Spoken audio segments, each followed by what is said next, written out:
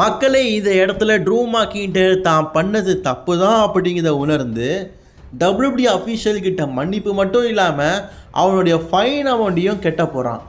True, நீ attack பண்ணது ரெஃப்ரியை, WW அஃபீஷியலை, அவர்கிட்ட முறைப்படி நீ மன்னிப்பு கேளு அண்ட் ஃபைனை கெட்டிக்கோ, மீண்டும் வந்து டபிள்யூபிள்யூ சேர்ந்துக்கோ, நீ கேட்ட மேட்சை நான் தாரேன்.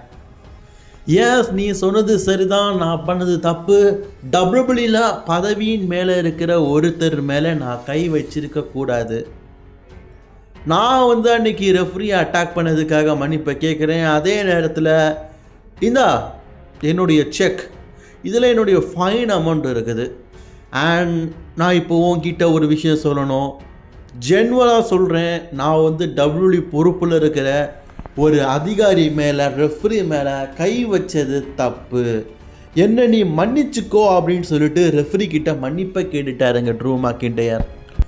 ஓகே ட்ரூ, நீ மன்னிப்பு கேட்டுட்ட, கண்டிப்பாக உனக்கான வாய்ப்பை தாரேன், நீ அந்த ஸ்டிபுலேஷனை பற்றி சொல்லுன்னு சொல்லும்போது, ஓ நான் இன்னும் என்னுடைய மன்னிப்பை முழுமையாக கேட்டு முடிக்கலையே, என்னை ரொம்ப மன்னிச்சுக்கோ, ஏன்னா என்ன நீ திருப்பி அடிக்க முடியாத ஒரு சிச்சுவேஷனில் இருக்கிற. நான் வந்து உன்னை அட்டாக் பண்ணும்போது உன்னுடைய மனைவி பார்த்துருப்பாள்ல, அவள் பார்த்து என்ன நினச்சிருப்பா, ஓ மை காட், ட்ரூ மாக்கின்டயர் மாதிரி ஒரு அழகான ஆண்மகன் இருந்திருந்தா அடி வாங்கிட்டு இருந்திருப்பானா. தன் கணவன் என்னமோ புள்ளக்கா பையன் அடி வாங்கிட்டு இருக்கானே, ட்ரூ மாதிரி கணவன் தனக்கு அமைஞ்சிருக்க கூடாதான்னு சொல்லிட்டு உன்னுடைய மனைவி எலிசா யோசித்து பார்த்துருக்க மாட்டாளா?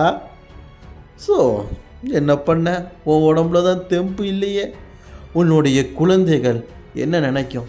இப்படிப்பட்ட வீணா போன அப்பனுக்கு போய் பிறந்திருக்கோமே, ட்ரூ மாக்கின்டயர் மாதிரி ஒரு நல்ல ஆண்மகனுக்கு அப்பாவாக பிறந்திருக்க கூடாதா அப்படின்னு நினைப்பாங்கல்ல.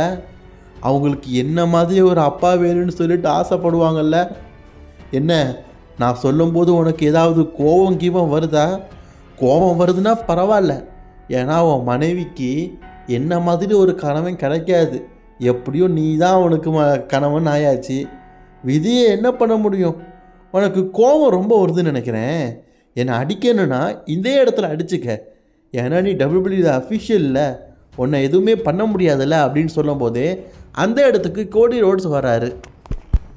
கோடி ரோட்ஸ் நேரடியாக பார்த்தீங்கன்னா ட்ரூ மாக்கின்டயரை ஃபேஸ் டு ஃபேஸ் பார்க்குறாரு. ரெண்டு பேருக்குள்ள கலவரம் ஏற்படாமல் நிக்கோலஸ் ரெண்டு பேருமே பிரித்து விட்றாரு. ஏ கோடி, இது என்னுடைய நேரம், நான் கேட்க வேண்டிய எல்லாத்தையுமே கேட்டுட்டேன், இப்போது என்னுடைய ஸ்டிபுலேஷனை சொல்லி ஆகணும். நான் ஒன்று சொல்லட்டா, இந்த கிறிஸ்மஸில் நான் நிற்கிறானே, இவனுடைய மனைவி குழந்தைகள் மட்டும் இல்லை, உன்னுடைய மனைவி குழந்தைகள் கூட கஷ்டப்படுவாங்க. பிகாஸ் நீ ஒரு ஷெல்ஃபிஷ், இப்படிப்பட்ட ஒரு கணவன், இப்படிப்பட்ட ஒரு அப்பான்னு சொல்லிட்டு உன்னுடைய குழந்தைகளும் மனைவிகளும் கூட உன்னை நினச்சி வருத்தப்படுவாங்க. சரி, நான் என்னுடைய ஸ்டிபுலேஷனை இந்த இடத்துல சொல்கிறேன். நான் அமெரிக்காவில் 3 தடவை உன் கூட மோதிட்டேன், நீ ஒவ்வொரு தடவையும் சீட் பண்ணி ஏமாற்றி என்னை வீழ்த்துற. இனி இந்த மாதிரி நடக்கக்கூடாது. நான் இப்போ வந்து கன்ஃபார்ம் பண்ணுற மேட்ச் ஜான்வரி 9 பெர்லின் ஜெர்மனியில் நடக்க போகுது.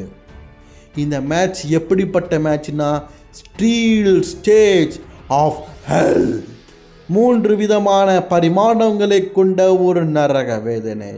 இந்த நரக வேதனை மேட்ச்சில் நான் ஒன்று அடித்து சாகடிப்பேன். ஏன்னா இது ஒரு தடவை நடக்க போகிறது இல்லை, 3 விதமான ஸ்டேஜில் 3 விதமாக நடக்க போகுது. இதில் நான் உன்னை தோக்கடிச்சு உன்னை சாகடிப்பேன். உன்னுடைய குழந்தைகளாலும் உன்னுடைய மனைவிகள் அழுவாங்க.